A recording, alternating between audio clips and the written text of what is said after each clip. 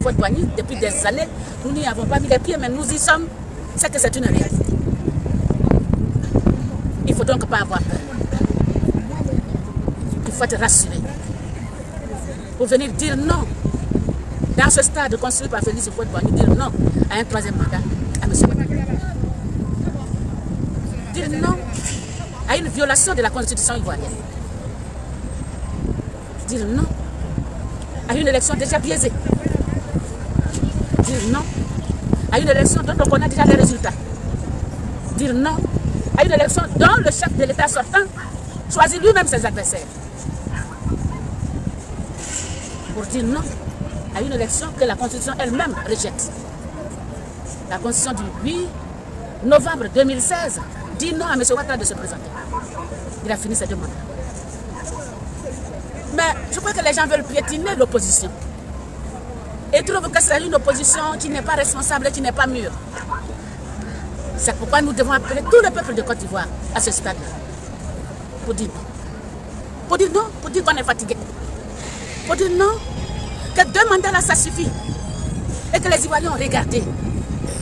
Ils ont regardé. Ils ont regardé aussi. Ils ont tout vu. Ils ont déjà vu de quoi était capable M. Ouattara. Ils ont déjà vu la gouvernance de M. Ouattara. Il n'y a plus rien derrière. Il a déjà tout prouvé. Ce qu'il a prouvé, il a fait beaucoup de choses. On dit qu'il a développé, mais il nous a envoyé beaucoup de fléaux aussi. On ne veut plus de microbes dans notre pays. On ne veut plus être gouverné dans la terreur dans notre pays. Et c'est pourquoi le peuple de Côte d'Ivoire doit se lever comme un seul homme. Les femmes de Côte d'Ivoire doivent se lever comme une seule femme. Les jeunes de Côte d'Ivoire doivent se lever comme un seul jeune pour dire non. Et pour dire non, il faut remplir ce stade-là. Devant les yeux du monde entier. Dire non à M. Ouattara. Dire aussi que la majorité se trouve du côté de l'opposition. Dire aussi que quand un gouvernement n'a plus ses institutions au complet, ce gouvernement-là ne peut pas faire la loi. Nous savons que M. Ouattara a l'habitude de violer les lois. Mais nous ne voulons plus de la violation de nos lois. Nous ne voulons plus de la violation de notre loi fondamentale qui régule la Côte d'Ivoire.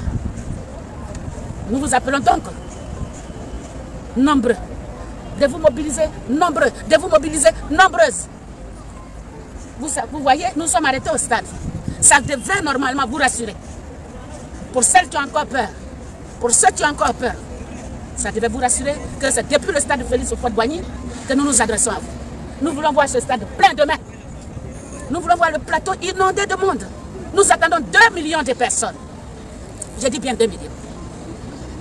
Celui qui a ses 2 pieds n'a qu'à marcher. Celui qui n'a pas même ses 2 pieds, il n'a qu'à trouver la solution et il n'a qu'à venir. La Côte d'Ivoire nous appelle. La Côte d'Ivoire nous demande d'être unis pour reconstruire la patrie. Donc la patrie nous appelle. Elle nous appelle à son secours, à son chevet. La patrie est malade avec la gouvernance de M. Ouattara. Elle nous appelle donc. Nous devons être nombreux et nombreuses demain pour qu'on voit.